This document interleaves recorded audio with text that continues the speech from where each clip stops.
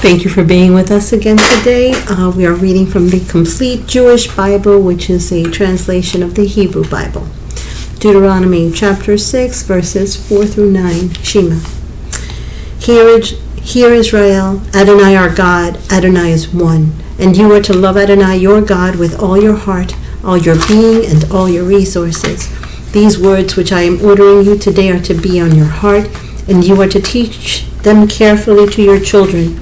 You're to talk about them when you sit at home, when you're traveling on the road, when you lie down, and when you get up. Tie them on your hand as a sign. Put them at the front of a headband around your forehead, and write them on the door frames of your house and on your gates. Matthew chapter 6, verses 9 through 14. Our Father in heaven, may your name be kept holy. May your kingdom come. Your will be done on earth as in heaven. Give us the food we need today. Forgive us what we have done wrong, as we too have forgiven those who have wronged us. And do not lead us into hard testing, but keep us safe from the evil one. For kingship, power, and glory are yours forever. Genesis chapter 24. By now, Abraham was old, advanced in his years, and Adonai had blessed Abraham in everything. Abraham said to the servant who had served him the longest, who was in charge of all he owned, "Put your hand under my thigh, because I want you to swear by Adonai, God of heaven and God of the earth, that you will not choose a wife for my son from among the women of Canaan, among whom I am living, but that you will go to my homeland, to my kinsmen, to choose a wife for my son Isaac." The servant replied, "Suppose the woman isn't willing to follow me to this land. Must I then bring your son back to the land from which you came?" Abraham said to him, "See to it that you do not bring my son back there. Adonai, the God of heaven, who took me away from my father's house and away from the land I was born in, who spoke to me and swore to me, 'I will give this land to your descendants.' He will send his angel ahead of you, and you are to bring a wife for my son from there. For if the woman is unwilling to follow you, then you are released from your obligations under my oath. Just do not bring my son back there." The servant put his hand under the thigh of Abraham, his master, and swore to him concerning this matter. Then the servant took 10 of his master's camels and all kinds of gifts from his master, got up and went to Aram Naharaim, to Nachor's city. Toward evening, when the women go out to draw water, he had the camels kneel down outside the city by the well. He said, "Adonai, God of my master Abraham, please let me succeed today, and show your grace to my master Abraham. Here I am standing by the spring as the daughters of the townsfolk come out to draw water. I will say to one of the girls, 'Please lower your jug so that I may drink.' If she answers, 'Yes, drink, and I will water your camels as well,' then let her be the one you intend for your servant Isaac. This is how I will know that you have shown grace to my master." Before he had finished speaking, Rivkah, the daughter of Bethuel, son of Milcah, the wife of Nachor, Abraham's brother, came out with her jug on her shoulder. The girl was very beautiful, a virgin, never having had sexual relations with any man. She went down to the spring, filled her jug, and came up.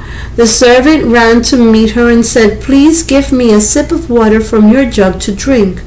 "Drink, my lord," she replied, and immediately lowered her jug onto her arm and let him drink.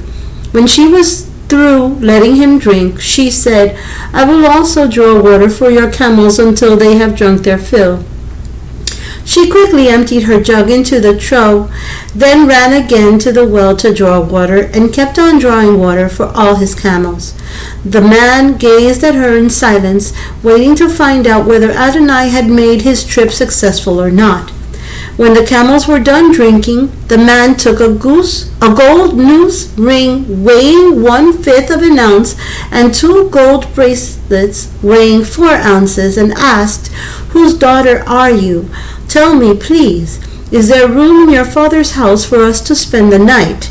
She answered, "I am the daughter of Betuel, the son of Milcah, born to Nachor," adding, "We have plenty of straw and fodder and room for staying overnight." The man bowed his head and prostrated himself before Adonai.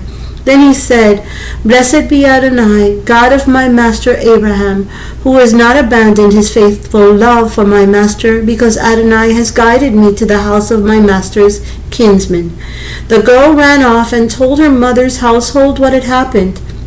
Rivkah had a brother named Lavan.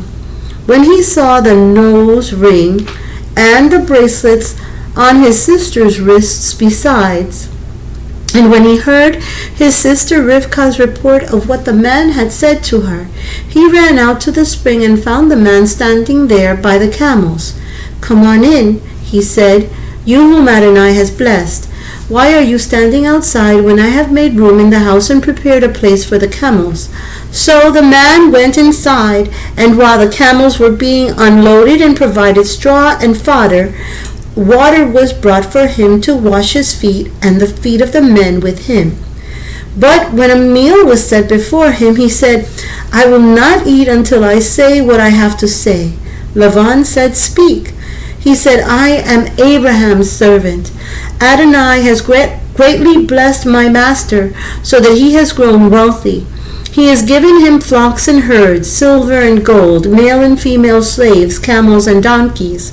Sarah, my master's wife, bore my master a son when he was old, and he has given him everything he has. My master made me swear, saying, 'You are not to choose a wife for my son from among the women of the Canaanite, among whom I am living. Rather, you are to go to my father's house, to my kinsman, to choose a wife for my son.' I said to my master, 'Suppose the woman is not willing to follow me?' Abraham answered me, 'Adonai, in whose presence I live, will send his angel with you to make your trip successful, and you are to pick a wife for my son from my kinsmen in my father's house. This will release you from your obligation under my oath. But if when you come to my kinsmen they refuse to give her to you, this too will release you from my oath.' So today I came to the spring and said, 'Adonai, God of my master Abraham, if you are causing my trip to succeed in its purpose, then here I am, standing by the spring. I will say to one of the girls coming out to draw water, "Let me have a sip of water from your jug." If she answers, "Yes, drink, and I will water your camels as well," then let her be the woman you intend for my master's son." And even before I had finished speaking to my heart, there came Rivkah, going out with her jug on her shoulder. She went down to the spring and drew water.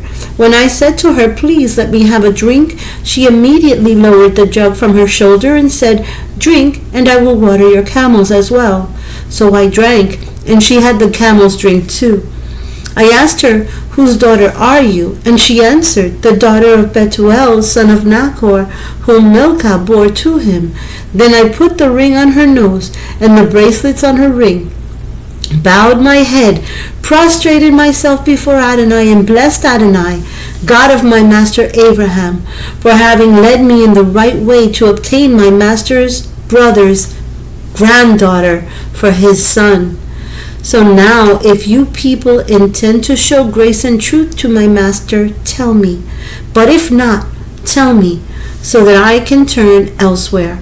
Lavan and Betuel replied, "Since this comes from Adonai, we cannot say anything to you, either bad nor good. Rivkah is here in front of you. Take her and go. Let her be your master's son's wife. as Adonai had said. When Abraham's servant heard what they said, he prostrated himself on the ground to Adonai. Then the servant brought out silver and gold jewelry, together with clothing, and gave them to Rivkah. He also gave valuable gifts to her brother and mother. He and his men then ate and drank and stayed the night. In the morning they got up, and he said, "Send me off to my master." Her brother and mother said, "Let the girl stay with us a few days, at least 10. After that she will go." He answered them, "Do not delay me, since Adonai has made my trip successful, but let me go back to my master." They said, "We will call the girl and see what she says." They called Rivkah and asked her, "Will you go with this man?" And she replied, "I will." So they sent their sister Rivkah away with her nurse, Abraham's servant and his men. They blessed Rivkah with these words, "Our sister, may you be the mother of millions, and may your descendants possess the cities of those who hate them." Then Rivkah and her maids mounted the camels and followed the man. So the servant took Rivkah and went on his way. Meanwhile, Yitzhak, one evening after coming along the road from Be'er Lakai Roi, he was living in the Negev, went out walking in the field, and as he looked up, he saw camels approaching. Rivkah too looked up, and when she saw Yitzhak, she quickly dismounted the camel. She said to the servant, "Who is this man walking in the field to meet us?" When the servant replied, "It is my master," she took her veil and covered herself. The servant told Yitzhak everything he had done. Then Yitzhak brought her into his mother Sarah's tent, and took Rivkah, and she became his wife, and he loved her. Thus was Yitzhak comforted for the loss of his mother. Joshua chapter 24. Joshua gathered all the tribes of Israel to Shechem. He summoned the leaders, heads, judges, and officials of Israel, and they presented themselves before God. Joshua said to all the people, "This is what Adonai, the God of Israel, says. In antiquity, your ancestors lived on the other side of the Euphrates River, Terach, the father of Abraham and Nahor, and they served other gods. I took your ancestor Abraham from beyond the river, led him through all the land of Canaan, increased his descendants, and gave him Yitzhak. I gave to Yitzhak Yaakov and Esau. To Esau I gave Mount Seir as his possession, but Jacob and his children went down into Egypt. I sent Moshe and Aaron. I inflicted plagues on Egypt in accordance with what I did among them, and afterwards I brought you out. Yes, I brought your fathers out of Egypt. You arrived at the sea, and the Egyptians were pursuing your ancestors with chariots and horsemen to the sea of Suf. But when they cried out to Adonai, he put darkness between you and the Egyptians, overwhelmed them with the sea, and drowned them. Your eyes saw what I did in Egypt, and then you lived in the desert for a long time. I brought you into the land of the Amorites, living beyond the Jordan. They fought against you, but I handed them over to you. You took possession of their land, and I destroyed them ahead of you. Then Balak, the son of Zippor, king of Moab, rose up and fought against Israel.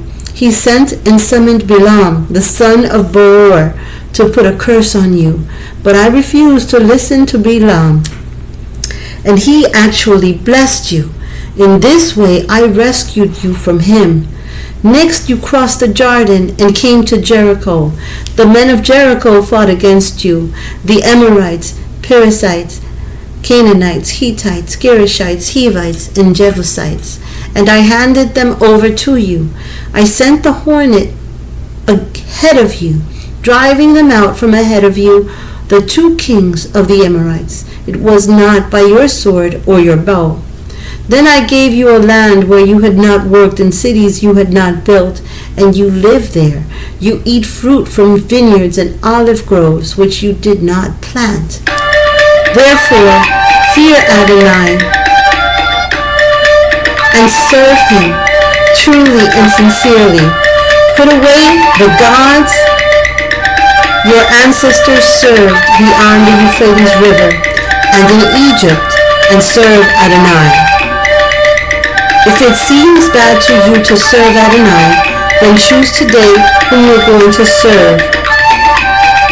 Will it be the gods of your ancestors served beyond the river, or the gods of the Amorites in whose land you are living?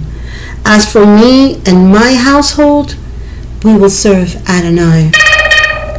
The people answered, Far be it from us that we would abandon Adonai to serve other gods, because it is Adonai our God who brought us and our fathers up out of the land of Egypt from a life of slavery, and did those great signs before our eyes, and preserved us along the way we traveled and among all the peoples we passed through. And it was Adonai who drove out from ahead of us all the peoples, the Amorites living in the land. Therefore we too will serve Adonai, for he is our God.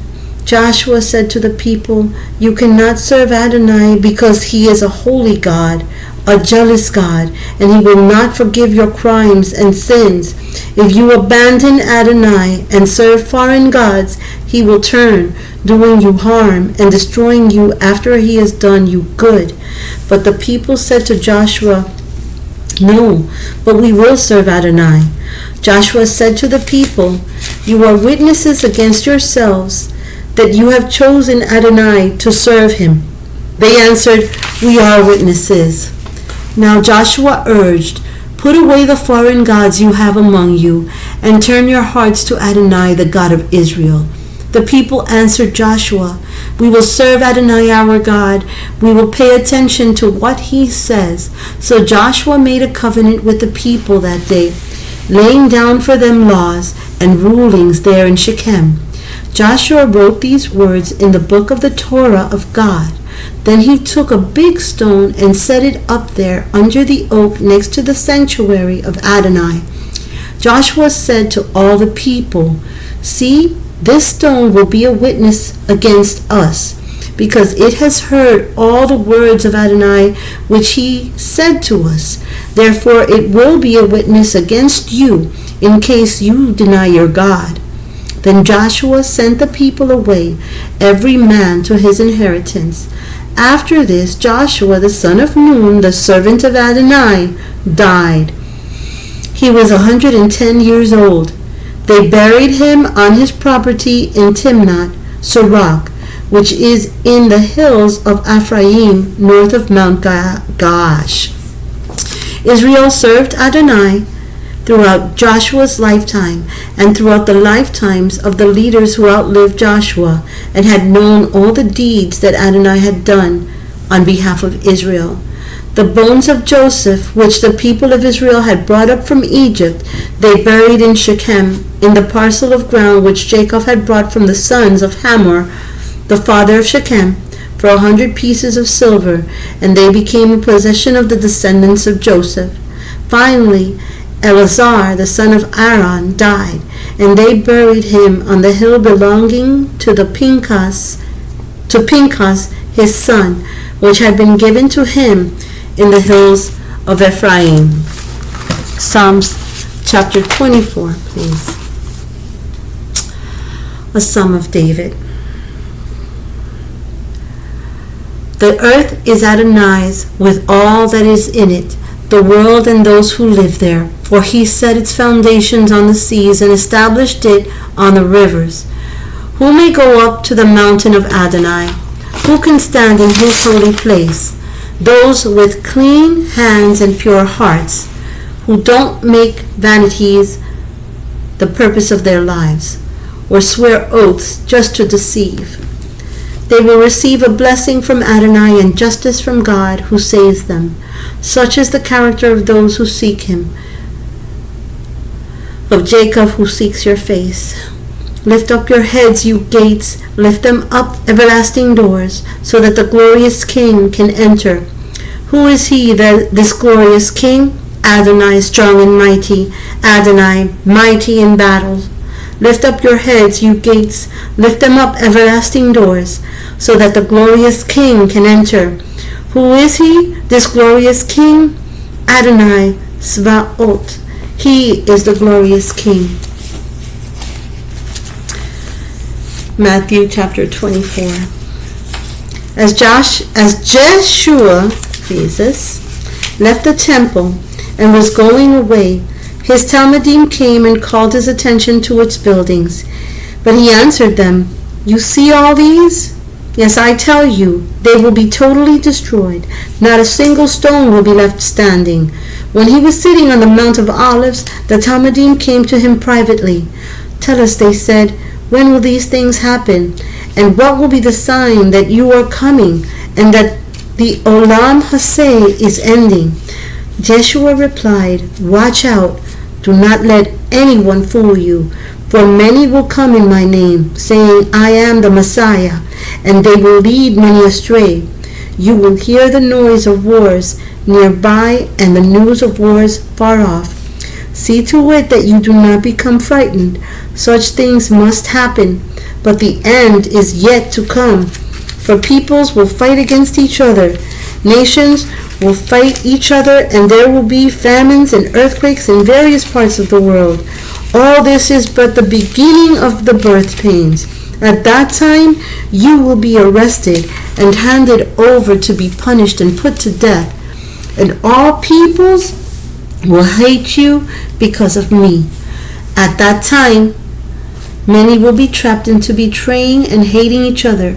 Many false prophets will appear and fool many people, and many people's love will grow cold because of increased distance from Torah.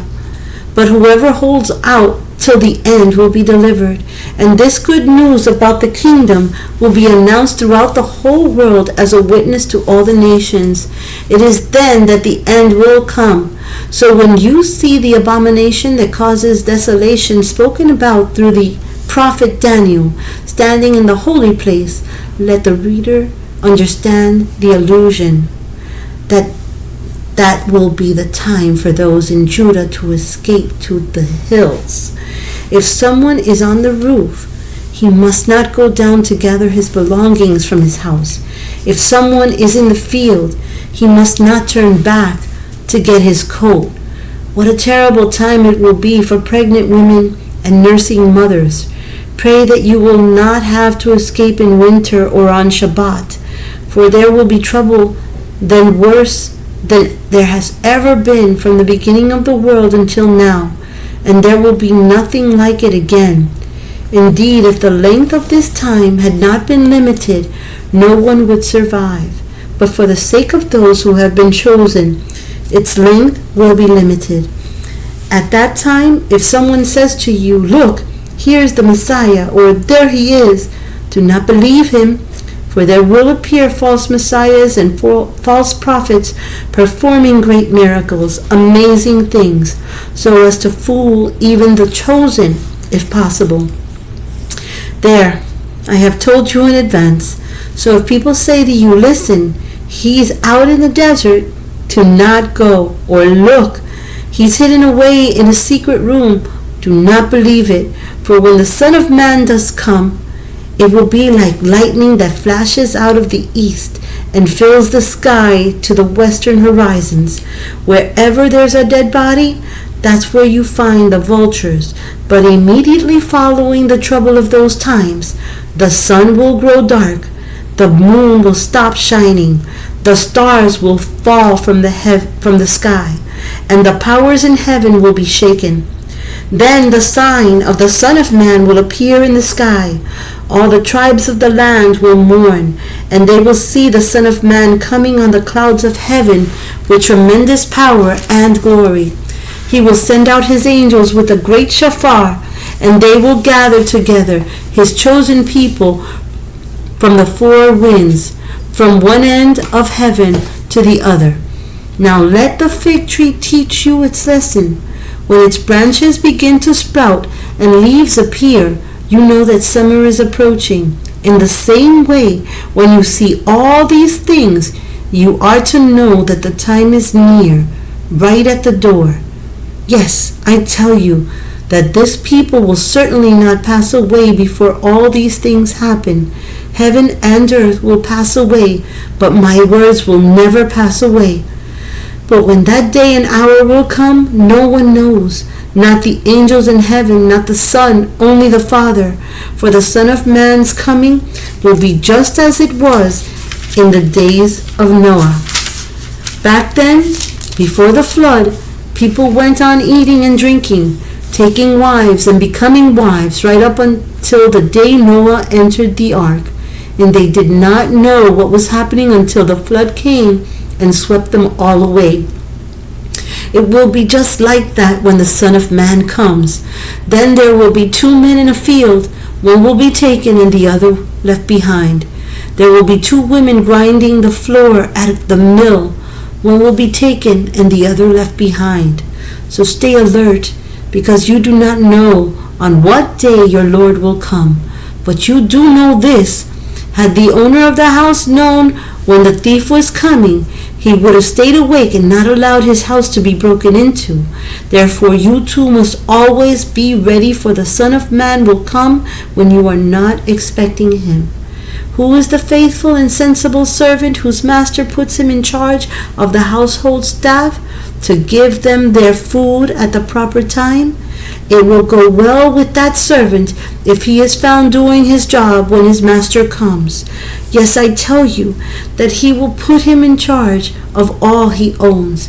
But if that servant is wicked and says to himself, "My master is taking his time," and he starts beating up his fellow servants and spends his time eating and drinking with drunkards, then his master will come on a day the servant does not expect, at a time when he does not know, and he will cut him into two and put him with the hypocrites, where people will wail and grind their teeth.